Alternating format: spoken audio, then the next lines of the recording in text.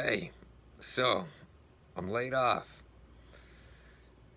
My dad sent an email asking if he could help me out, and it's a bit tough because he's the person I have the most trouble with, emotionally and otherwise. I don't want to receive help from someone that I have conflicted emotions from. And I imagine a lot of people are in this situation right now. I'm renewing my spirituality, and I think one human practice that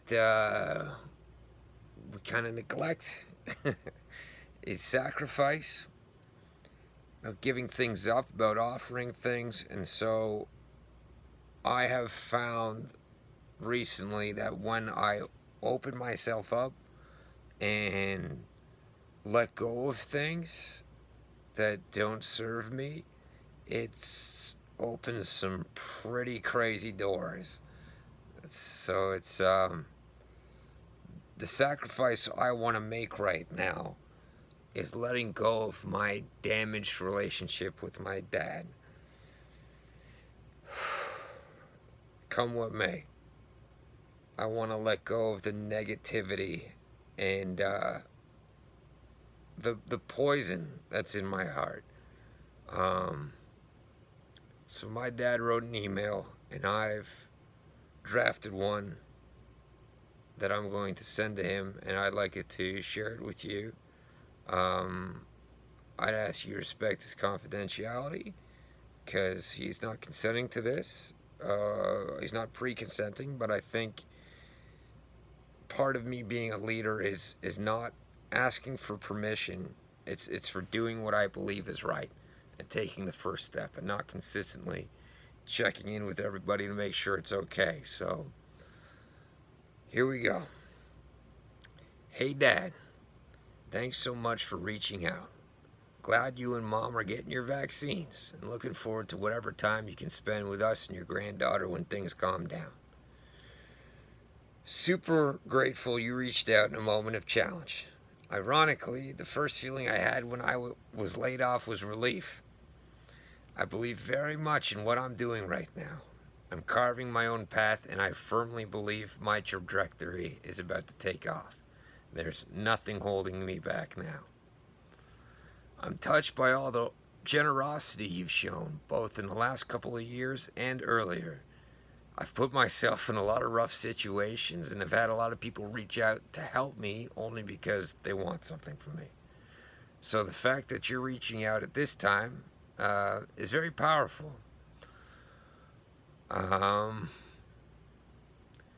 Wars. I want to be huge.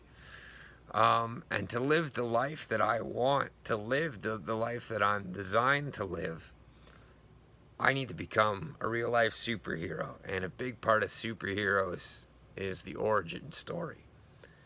And you play a huge part in my origin story. So I have gained many incredible superpower gifts from being your son: discipline, endurance, creativity, an incredibly strong work ethic, and maybe most of all, respect. One of the most profound lessons you ever taught me was when we were out hunting when I was a kid. Someone else had fired some shotgun shells and left them in the dirt, and you picked them up. And the lesson you gave me was always leave a place better than you find it. So I carry that, and I'm carrying that in my spot. I found those logs. I'm leaving it better than I found it, and that's how I want to live my life. I want to focus on the good times. Honesty is very important to me, and I want to make sure I'm communicating with a clear heart. Right now, I'm doing the very difficult work of facing myself and letting go of negative energy that has kept me small and caused me a lot of misery that I don't want anymore.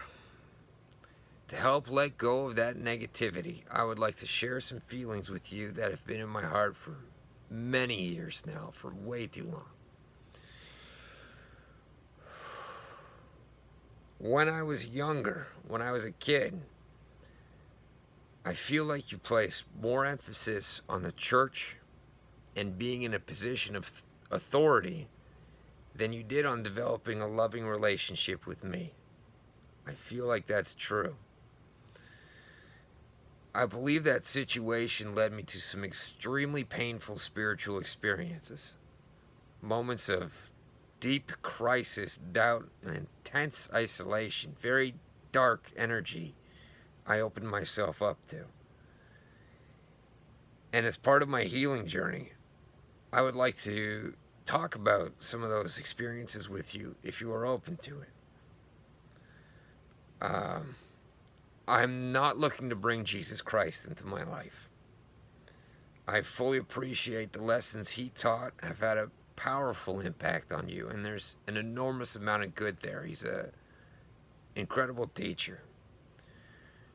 But for where I'm at right now, bringing Jesus, Christianity, or the church in a discussion around healing would be detrimental to me. So if you do want to talk, I would ask that you please respect that boundary. Right now, more than anything else, I need to be listened to.